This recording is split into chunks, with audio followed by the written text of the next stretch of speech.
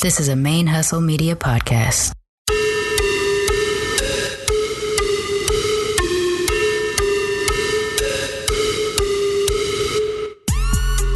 All the way from the A, you listen to My Favorite Lesbian on BRQ. Hey, stay locked in with your favorite lesbian on Black Radical Queer. Yeah. Hey y'all, this is Javia Nicole, aka Your Favorite Lesbian, and you're listening to Black Radical Queer Podcast, our stories on our own terms.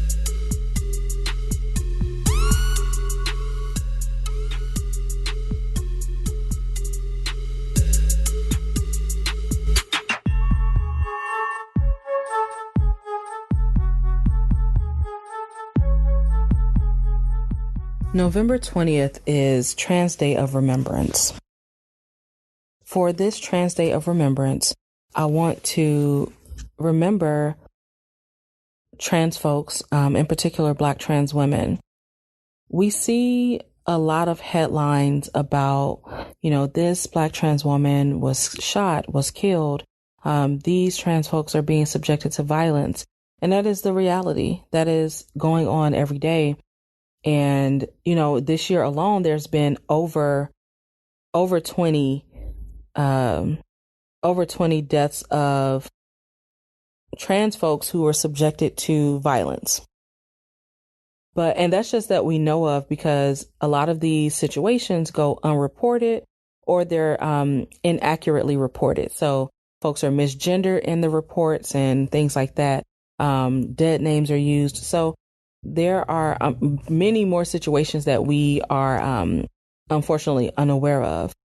But in the midst of that, we see all these headlines, and there are a couple things that I worry about, in terms of us seeing these stories. Number one, I don't want for us to become desensitized. I don't want us to become jaded and blinded to the very real reality of trans folks, especially Black trans women, and how every day is the threat of violence is like something that's a very real thing. And I don't want us to lose sight of that. And I think that part of the flip side of seeing all these headlines is that we become used to seeing them. And we kind of, inadvertently become blind to them, or on purpose. People are just like, I'm tired of seeing it. And I understand that, it does get to be a lot. It is a lot. It is absolutely a lot, but these are folks who deserve to be remembered. My other concern is that in the midst of seeing all the headlines, I worry that we see these names and we only associate them with tragedy, and we don't focus on their lives. We don't focus on the impact they had on people that cared about them. And all we know is this person was shot, this person was murdered, and that's all. And they become relegated to the status of just a headline or a hashtag, and we don't know anything more about them.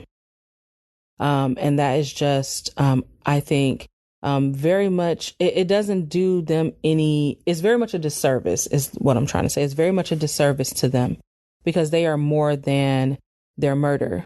They're more than the end of their life. They also had a life.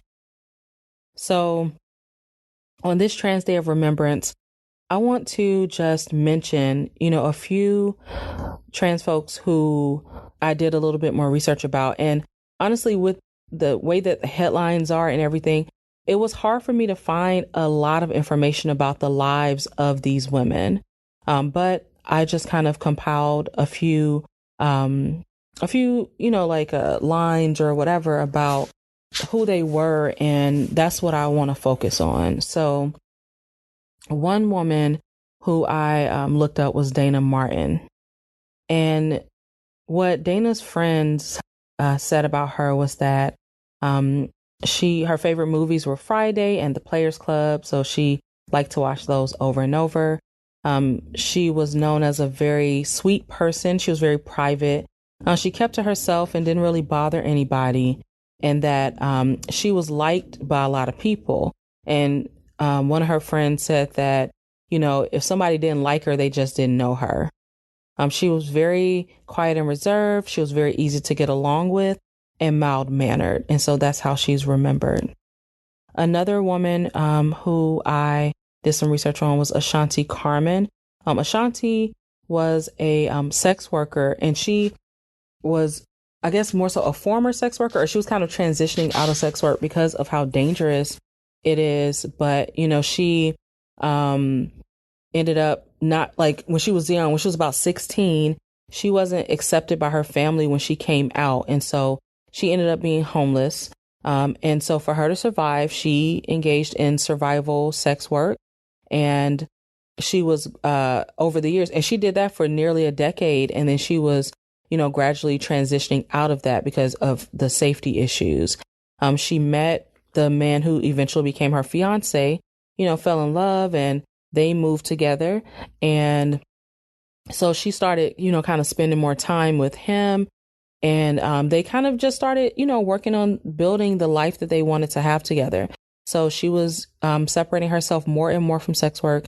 She got a job at like a Dunkin' Donuts that was near her, and just worked and, spent time with her man. And the day before she was killed, her and her fiance had gone out to like dinner and a movie, just enjoying themselves. And he described her as the perfect woman.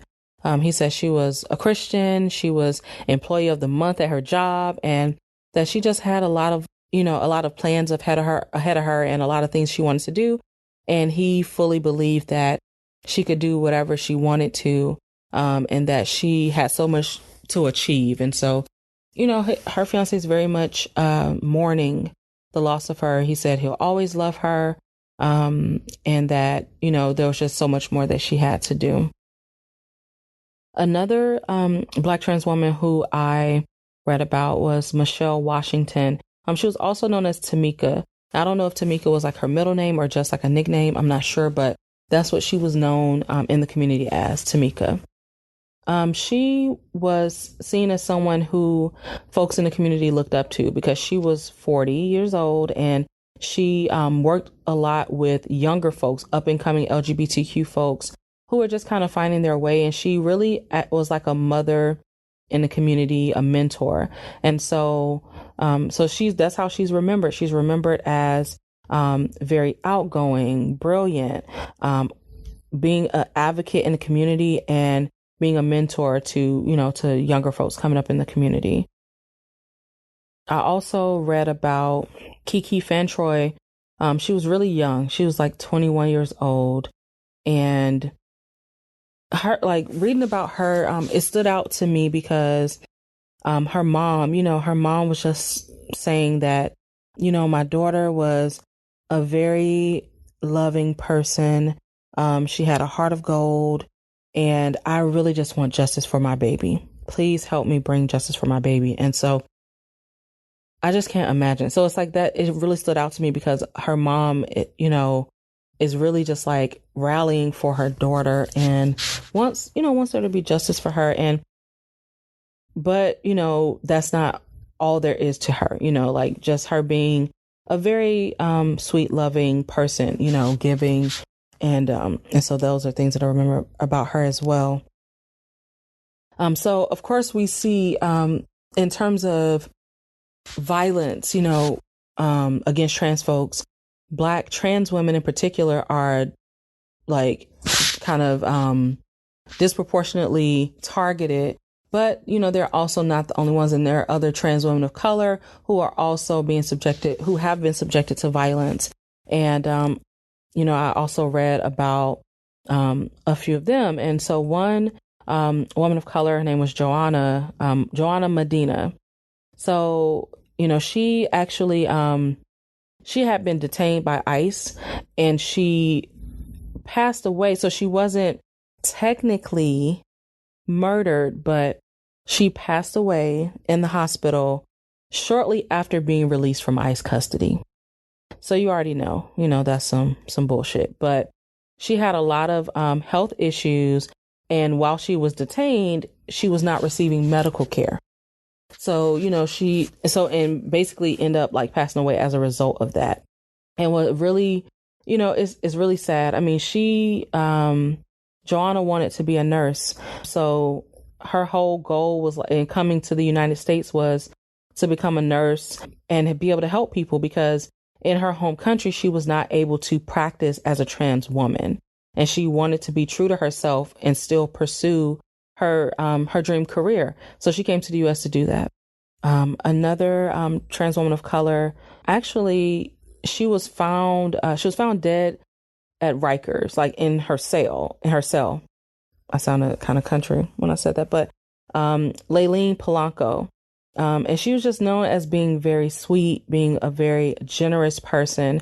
And that's how she was found. So there are many more stories like this. And, as I was doing my research for this episode, there were some folks I could not find information on. Like, you can find lists and lists of, trans folks who've been subjected to violence, or Black trans women in particular who've been killed. There are lists of those, but I was not able to find a lot of information just about who the women were, like, their lives and their loved ones. And the reality is, we all, whether we realize it or not, we probably all know a trans person, and trans folks are our siblings, our mothers, our fathers, our parents in general, our friends, our loved ones, spouses, like, just like anybody else, their brothers and sisters and, siblings, like, they are loved ones. They have loved ones. They live regular lives.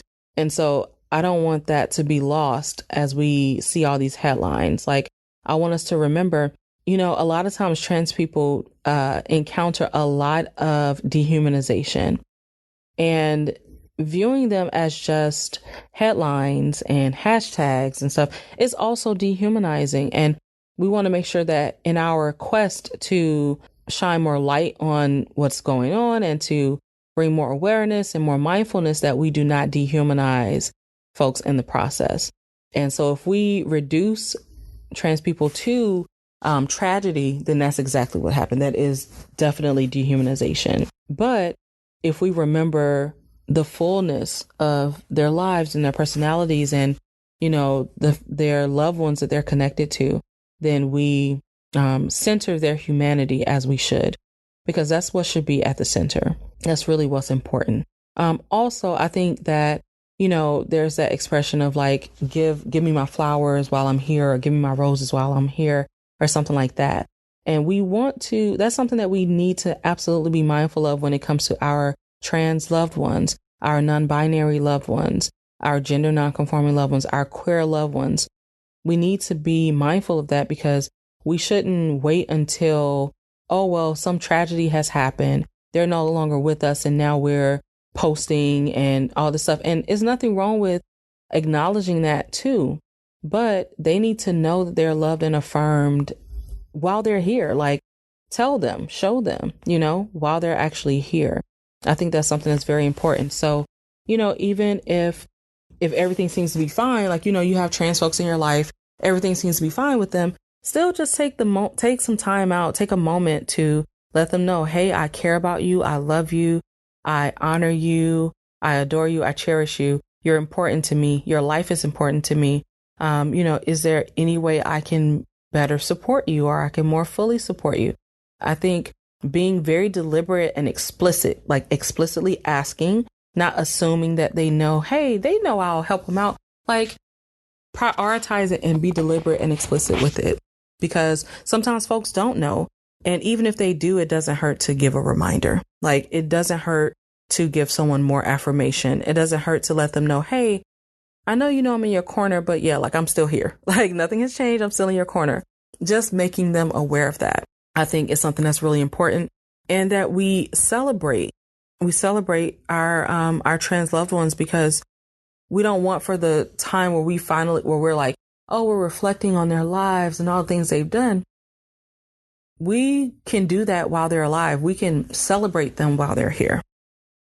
So on my Facebook, I posted a status on my personal Facebook page, my Javi Nicole Facebook page. And I also posted on Twitter and on and from the Black Radical Queer account.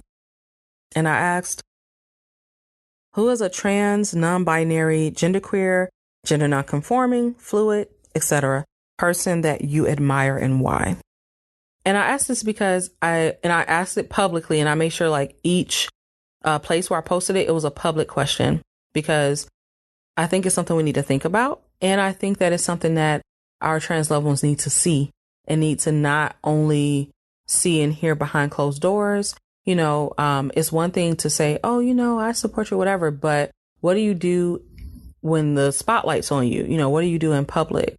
Because they need us. They don't just need us to say, yeah, I got you behind closed doors.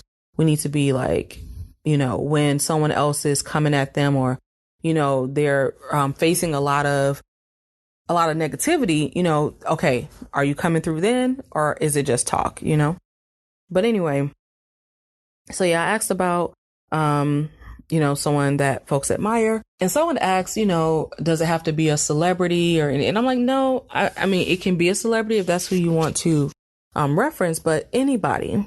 And so some of my, listeners responded, and, one listener said that they, who they admire is, their partner. They said it took a lot of courage for him to come out to me as gender nonconforming and ask me to use male pronouns early in our relationship, especially since so few people know. I'm so happy I was able to introduce him to our local queer and kinky community where he can be himself and insist on his pronouns being respected. Watching him grow into a more confident version of himself has been amazing. I am so proud to be his girl. I had another one person on my friends list who said that Paulie Murray is a non-binary person, a Black non-binary person that they admire. They said, despite dealing with toxicity at its height in regards to being gender oppressed and Black, they still put in work for the greater good. My inspiration for movement work. So they also mentioned Sylvia and Marsha and Charlene and JC Adams, but they said that I guess Paulie speaks more to me as a non-binary, gender non-conforming Black person. I had a Black trans woman who said India Moore. I responded and said you, because that particular Black trans woman, her name is Naya, is someone who I admire. Naya is a nurse, and I've just watched her journey from her going through a transition and really getting more and more comfortable with herself and more confident in herself and pursuing her career goals and her professional and academic goals. And she's been slaying, she's really been achieving all the things that she sets out to achieve. And so it's a beautiful thing to see. And no matter what she goes through, she always wants to help other people. And she's also very insightful and self-aware and shares a lot of herself as she goes through her own journey. She's very vulnerable with her Facebook friends and just lets us in on what she's going through and what she's thinking and how she's feeling as she grows more and more into her womanhood, really, because it's and her profession and just pursuing her goals. And it's so beautiful to see her set her sights on things and get it, whether it's a professional goal, an academic goal, a romantic thing, whatever. It's she sets her sights on what she wants and she gets it. And I just think it's so, it's lovely to see a Black trans woman get what the fuck she wants. I wish it was more common, but it really does. It's something I love to see it. I love to see it. And so I continue to follow her because I want to see her win. As a Black, she's a Black trans woman, I want to see her win in all areas of her life. So she is someone that I admire who's not a celebrity. And then another listener who posted in our BRQ discussion group said that they have two folks who they admire. They said, my close friends, Dior and Ray. Now, I'm hoping that I'm pronouncing those right. They said they literally inspire me to be just me. I've never struggled with my sexuality because I've always known myself to be gay, but my identity they're talking about their gender identity is something I've always struggled with, not knowing how to show up or not knowing how I show up. I've grown so much since meeting them. They've taught me so much about self-love, and I'm forever grateful. And I just thought that was beautiful. I was like, can I use this? Can I mention this on the podcast? And they said yes. So thank you, Rayshawn, for sharing. And I also want to shout out so I already mentioned Naya, and I honestly don't even know if Naya listens to this podcast. Probably not, which is fine. But, I just got a lot of love for Naya, and I'm glad to see her out here winning. Other trans folks that trans or non-binary or gender fluid or, under that umbrella, other folks who I admire. So I would have to say my mentee.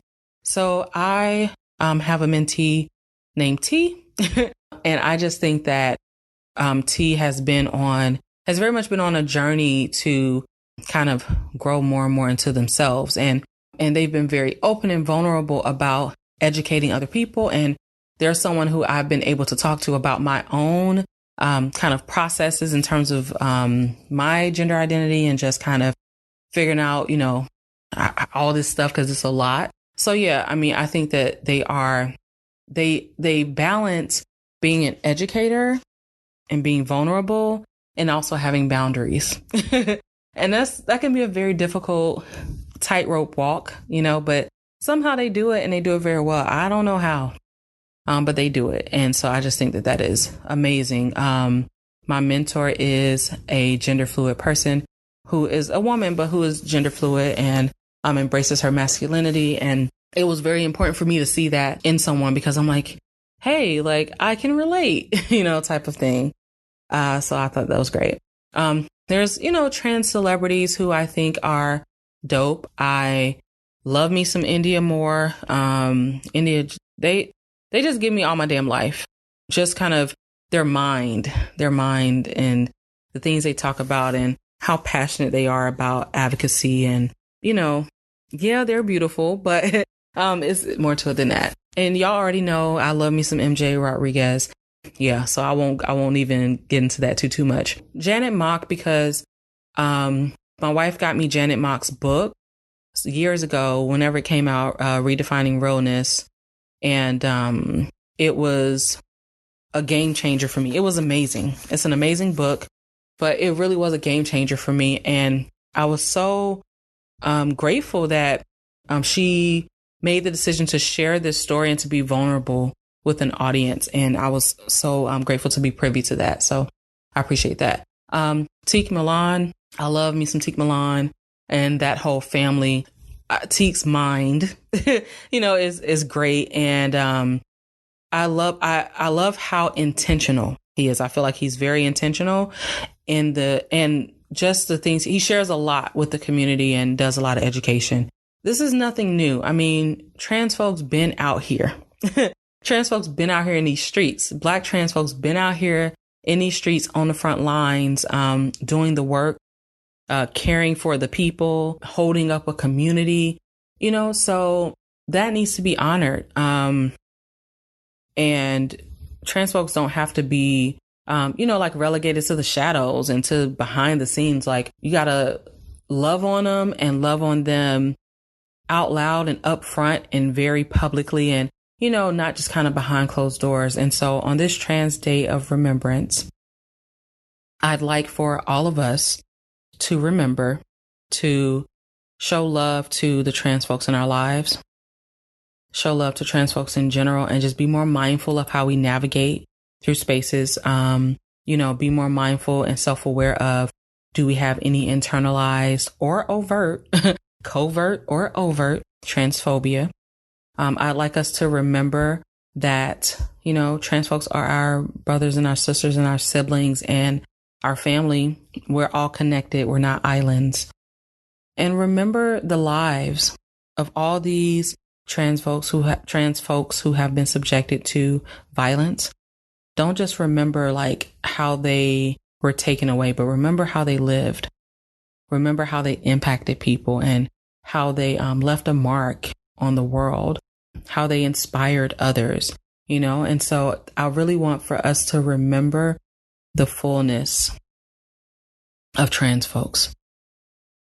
They're everywhere. They've been out here doing all the things, and we have benefited from their work.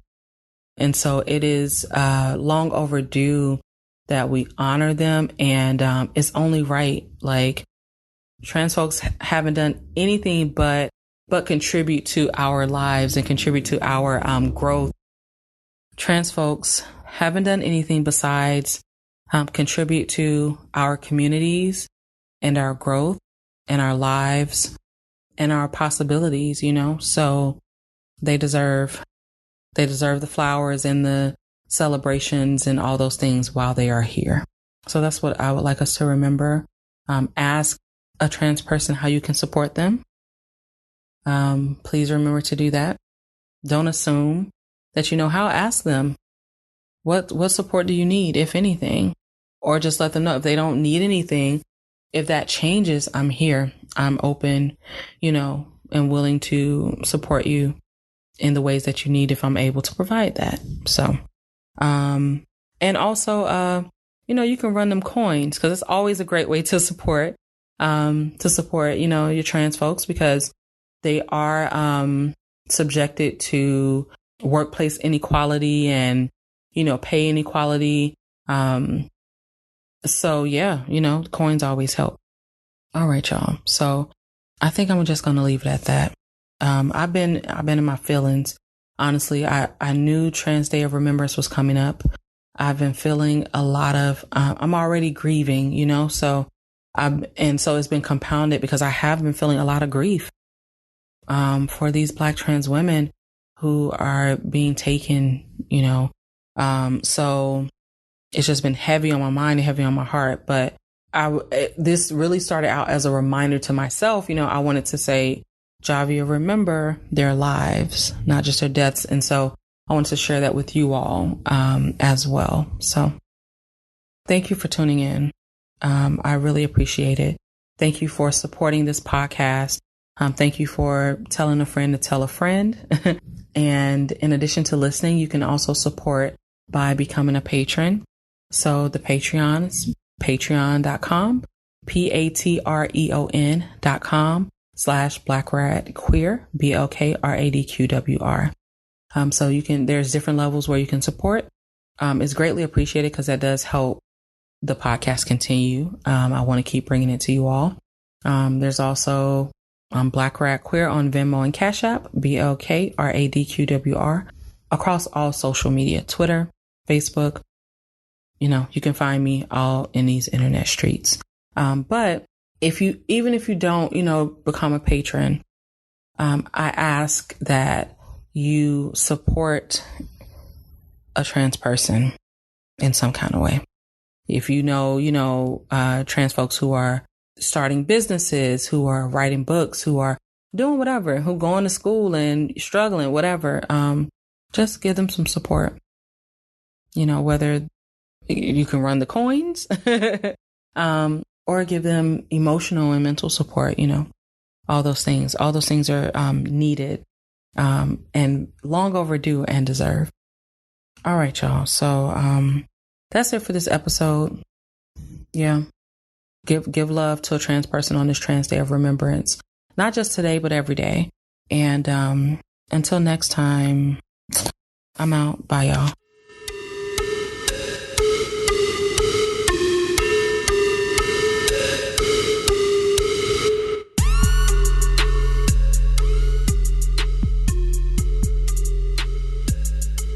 Black Radical Queer is a ManeHustle Media podcast hosted by Javia Nicole. BRQ is produced and edited by Charmaine Fury, and the show's theme music was created by The Brothers Records. You can connect with us on Twitter or Instagram at Black Rad Queer. That's BLK RAD QWR. You can also connect with us on Facebook through the Black Radical Queer Podcast Facebook fan page or the BRQ discussion group. You can get Black Rad Queer merch on teespring.com/Black Rad Queer, BLK RAD QWR. And you can leave a voicemail, call in, ask a question, those types of things on the BRQ Google Voice line and that number is 937-601-8647.